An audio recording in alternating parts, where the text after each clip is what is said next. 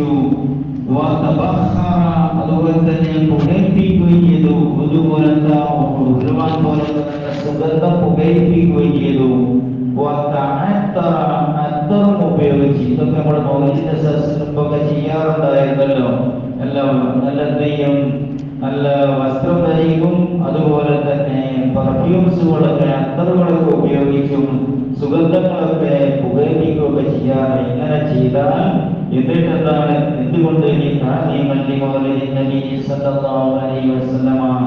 അള്ളാഹുവിന്റെ റസൂലിനോടുള്ള മൗലിദിന്റെ സദസ്സിന് ബഹുമാനം പ്രകടിപ്പിച്ചുകൊണ്ട്, ആദരവ് പ്രകടിപ്പിച്ചുകൊണ്ട് അള്ളാഹുവിന്റെ റസൂലിന്റെ മൗലിദ് സദസ്സിലേക്ക് മേൽപ്പറയപ്പെട്ട കാര്യങ്ങളൊക്കെ ചെയ്താൽ أشرف الله يوم القيامة مع الفرقة الأولى من النبيين وكان في أعلى عليين.